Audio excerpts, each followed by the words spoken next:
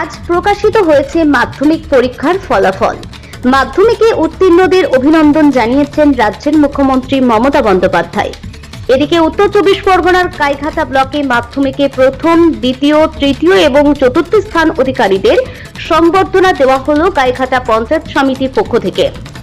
ফল প্রকাশের পরই গাইঘাটা পঞ্চায়েত সমিতির উদ্যোগ নিয়ে ব্লকের বিভিন্ন স্কুল পরিদর্শন করেন এবং যারা মাধ্যমিকে প্রথম, দ্বিতীয়, তৃতীয় এবং চতুর্থ স্থান অধিকার করেছে তাদেরকে সংবর্ধনা দেওয়া হয়।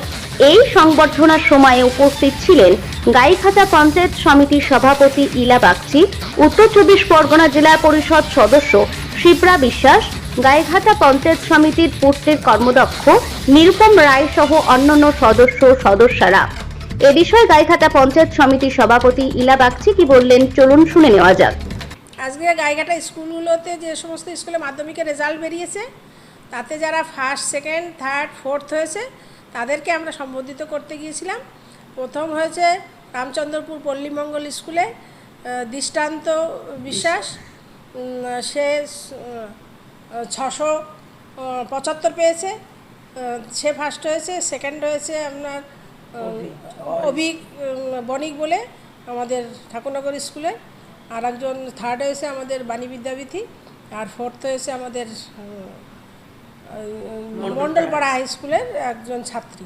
তাদেরকে আমরা সম্বোধিত করলাম যে আমার গাইঘাটার বুকে এত সুন্দর রেজাল্ট, সত্যি আমরা অভিভূত।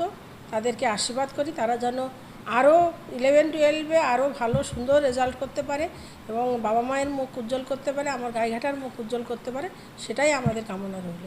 দেখা যায় যে প্রতি বছরই দৃষ্টান্ত স্থাপন করে মাধ্যমিক এবং উচ্চ মাধ্যমিক গাইঘাটা ব্লকের ভিতরে, এবং রাজ্য স্তরেও গাইঘাটা ব্লকের একটা দৃষ্টান্ত দেখা যায় যে বিগত দিনের রেজাল্ট অনুযায়ী উচ্চ মাধ্যমিকে এর থেকে আরও বেশি ভালো ফলাফল হয়। এ বিষয়ে কী বলবেন?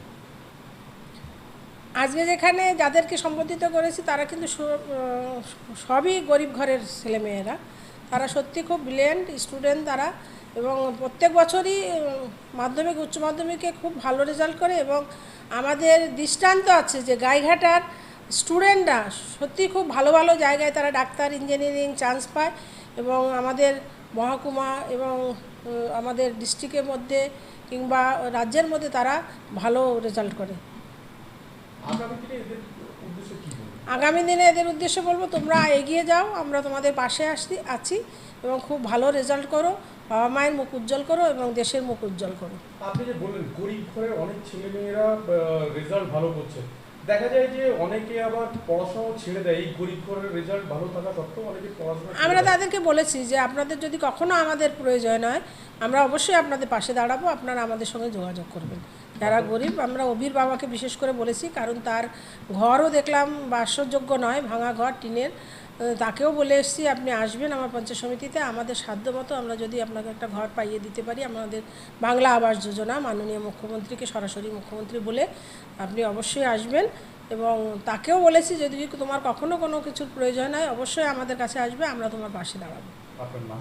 আমার নাম ইলা বাগচি, গাইঘাটা পঞ্চায়েত সমিতির সভাপতি।